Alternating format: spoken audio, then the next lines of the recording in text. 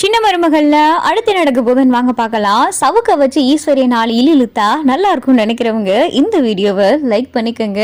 இங்க ராஜாங்கம் பார்த்தா எல்லாரும் வீட்டுக்கு வந்துடுறாங்க. ராஜாங்கம் பயங்கரமான கோவத்துல உட்காந்துருக்காரு. அப்பதான் பார்த்தா ஈஸ்வரி, மாமா அது மாமா அவரு தான் மாமா எனக்கு சொத்து தரேன்னு சொன்னாரு. இவ்வளோ பெரிய சம்பந்தத்தை ஏற்பாடு பண்ணி தந்திருக்கீங்க. உங்களுக்கு ராஜாங்க அவங்க வீட்டுல இருந்து வர சொத்துல கொஞ்சம் பாதி தரேன் அப்படின்னு சொன்னாரு.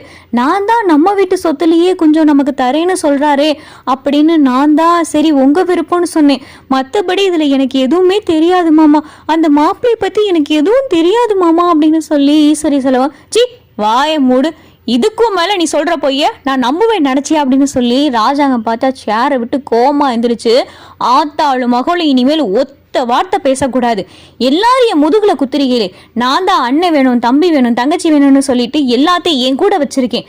ஆனா உங்களுக்கெல்லாம் என் கூட இருக்கிற பணம் மட்டும்தான் முக்கியம். என்னைக்காவது ராஜாங்க குடும்பம் நல்லா இருக்கணும், ராஜாங்க வீட்டு பிள்ளைங்க நல்லா இருக்கணும் நீங்க நினைச்சிருப்பீங்களா? உங்களுக்கெல்லாம் வெக்கமா இல்ல அப்படின்னு சொல்லிட்டு நாக்க போடுங்கிற மாதிரி பார்த்தா ராஜாங்கம் கேள்வி மேல கேள்வி கேட்டுக்கிட்டு இருக்காரு. இனிமேல் ஆத்தாளு மகளும் ஒத்த வார்த்தை நீங்க பேசக்கூடாது.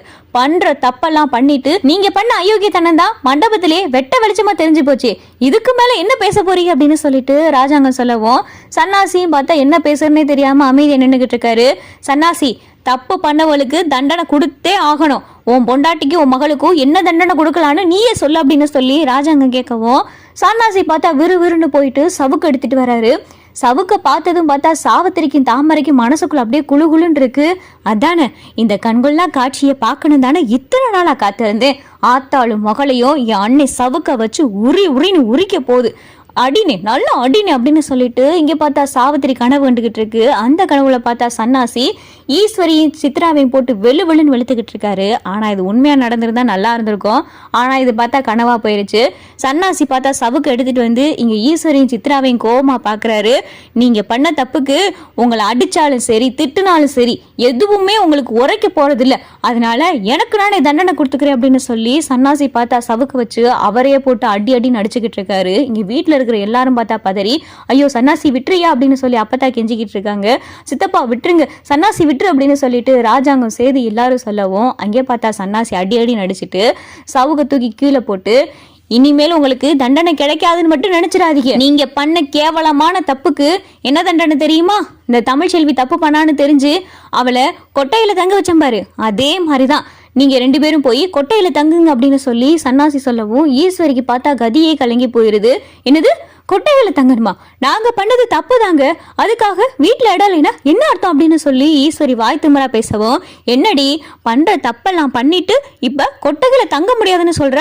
கொட்டைகளை தங்க முடியாதுன்னா இந்த வீட்டை விட்டு மொத்தமா அப்பா வீட்டுக்கு போயிருடி அப்படின்னு சொல்லி சன்னாசி சொல்லவும், ஈஸ்வரியும் சித்ராவும் பார்த்தா எதுவுமே பேச முடியாம நிக்கவும், இங்க பார்த்தா சாவித்திரிக்கும் தாமரைக்கும் ஒரே சந்தோஷமா இருக்கு.